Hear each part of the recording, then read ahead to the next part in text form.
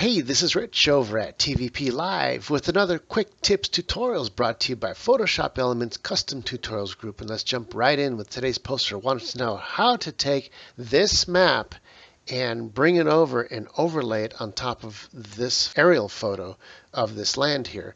So the first thing we want to do is take out the white of this photo and then bring the photo over to the other project. So before we take the white out, you want to look carefully and notice that this photo is kind of faded and not very strong as far as the colors are concerned. So what we're going to do is first is bring up the contrast, and that will give us harsher colors. So I'm going to go to Enhance. I'm going to go to Lighting, Brightness, Contrast. And what I'll do is I'll bring up the contrast. See if I can lower the contrast. And you can see there's not much there because it's already low. But watch when I make it higher. It basically brings out the whiteness of the background. So now we can bring down the brightness so that the ink or color tones come in harsher. So I'm going to bring this down to right about there. Now, you may have not noticed the difference, but if I show you the preview, I'm going to click it here to show you the before. See how light all that is? And then after, before and after. We just made all the colors more harsher. Why do we want it harsher? I'll hit the OK button. Is because we want to cut out all of the white. And unfortunately, Elements doesn't have the features that Photoshop does where you can actually choose a color and just minus it on the whole photo. So in Elements, we got to do it slightly different using the Magic Tool. So we'll grab the Magic Tool and we'll see what the tolerance down here is set to. If you set it to something really low like 5% and try to click the white out, you see what happens. If I hit delete, you'll see it's really jaggedy, and that's just not going to do all those edges. So what we want to do is get that a lot closer to the edges. I'm going to undo that and change that tolerance down here to, let's say, 100% and do the same thing. Now watch what happens. Boom, we get a lot more closer. But it also took out the letters here. So we want something in between. I'm going to go ahead and undo that. And I'm going to choose something like 30%. And we're going to do the same thing in here and hit delete. And look, it left us everything including the letters here. So we're going to do that with all of the white. And it's really simple. Just click and delete. Click, delete, click, delete. And it's that simple.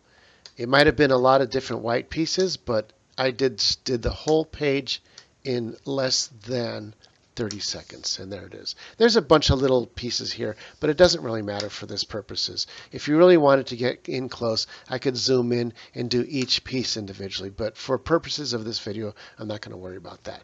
So now what we're left with is the map without the white. So now I'm going to grab this map, and I want to drag it up into the other project. If I click up here and then I'm still holding the left mouse button, bring it down here and let go of the mouse button, and boom, here comes the map. And it's set up in its own separate layer on top of the original aerial photo. So now what we want to do is bring this down to size to fit where it's supposed to fit in the overlay. I'm going to grab the corner and make it a lot smaller. I don't know exactly what size yet. Let me zoom in here. But we can tell by finding a corner that will fit. Look at this right here. If I bring it right there, this piece fits here and this piece fits that portion of the land there. So we know that that's what fits there, but the street here is not in the right place. So I'm going to grab the bottom right corner and I can change the size of the whole thing until it fits.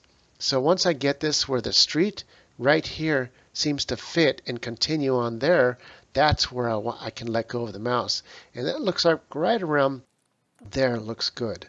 And I can bring the whole piece down just a tad here, and it's a little bit wide, so I can actually just make it a little bit, squeeze it like that and bring it back over here, and look at that.